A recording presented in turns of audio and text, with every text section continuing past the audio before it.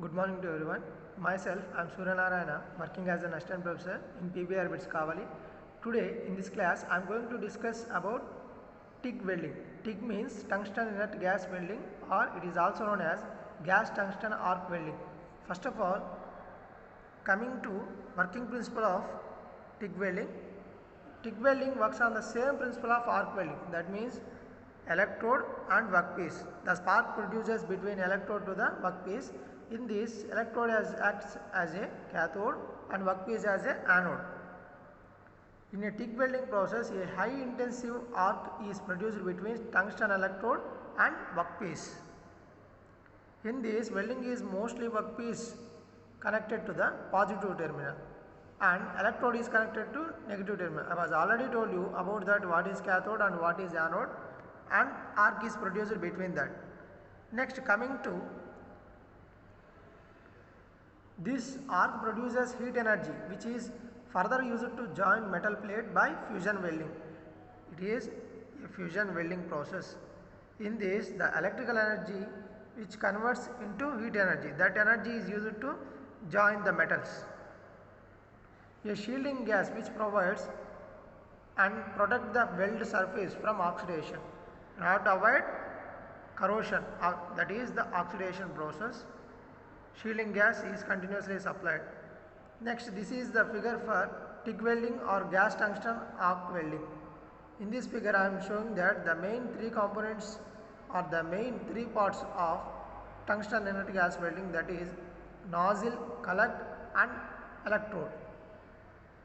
And finally, the gap maintained between the electrode to the workpiece. Here I am showing that, and welding rod, direction of travel and shielding gas. Shielding gas which protect the workpiece from oxidation process. Next, main equipment used in this: power source, TIG torch, shielding gas supply system, filler material. And next, this is the figure setup of gas tungsten arc welding after carry. In this figure, I am showing that a complete block layout of TIG welding. Here, inert gas supply. For inert gas, we are using in this helium or argon gases in order to avoid oxidation process. Next, power source which is connected to electrode. That means cathode. Positive terminal is given to the workpiece and negative terminal is given to electrode. And for cooling purpose, water tank and torch. Finally, the work is going on base metal. That is the setup of gas tungsten arc welding or tungsten inert gas welding. Next, power source. The first unit of equipments is power source, a high current power source needed for tungsten inert gas welding. It uses both alternative current and direct current.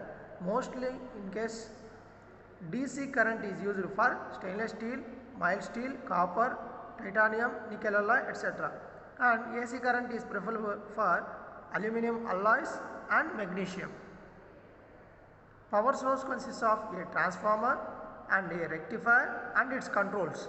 Mostly 10 to 35 volts is required at 5 to 300 amperes current for proper arc generation.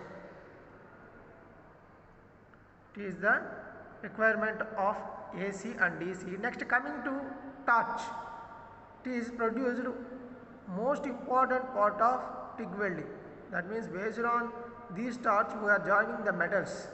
This torch has three main parts, that is electrode, collect and nozzle. This torch is either water cooled or air cooled. In this torch, collect is used to hold the tungsten electrode. These are available in varying diameter according to diameter of tungsten electrode. Based on electrode, we are varying the diameters of torch. Next, the nozzle allows the arc and shield gases flow into welding zone. The nozzle cross sectionally is very small, which gives high intensity. That means where the area reduces, automatically the high intense arc is increased. The nozzle of TIG needs to replace irregular or regular intervals because it wear out due to presence of intense spark. That is about TIG torch. Next, coming to shielding gas supply system. Normally inert gases are argon and helium used for shielding gas. The main purpose of shielding gas to protect the weld or the workpiece where the work has been going on from oxidation process. Shielding gas does not allow any oxygen and other gases or air into welded zone. If oxygen enters under the particular layers of workpiece or welded zone, then oxidation takes place. The selection of inert gas is depends upon the metal to be welded. Next, there is a system which regulates the flow of shielded gas into the welded zone. That is, next, filler material. For most cases, we are not using any filler materials here, but for thick weldings, we are using filler metals here. Filler material may be in form of rods which are directly feed into the welded zones manually. Next, working. Firstly, a low voltage high current supplied by the power source to the welding electrode or tungsten electrode. Then the electrode is connected to the negative terminal, cathode, of power source, and workpiece is positive terminal, anode. This current supplied from a spark between tungsten electrode and workpiece. Then it is a non-consumable electrode. It is a renewable type and which gives high intense arc between tool to the workpiece, that means electrode. This arc produces heat which melts the base metal to form welding joint. The shield gases like argon and helium is supplied through pressure valve and regulating valve to the welding torch. Next, for welding thin materials, no filler metal or material is required, but for making thick joints, some filler materials, I was already told you in filler materials. Next,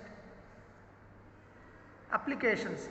Mostly used to weld aluminum and aluminum alloys and stainless steel, carbon based alloys, copper based alloys, nickel based alloys, etc. It is used to weld dissimilar metals. Next, aerospace industries. And coming to advantages, it is having a stronger joint compared to arc welding, shield arc welding, and the joint is more corrosion resistance and ductileness, no brittleness.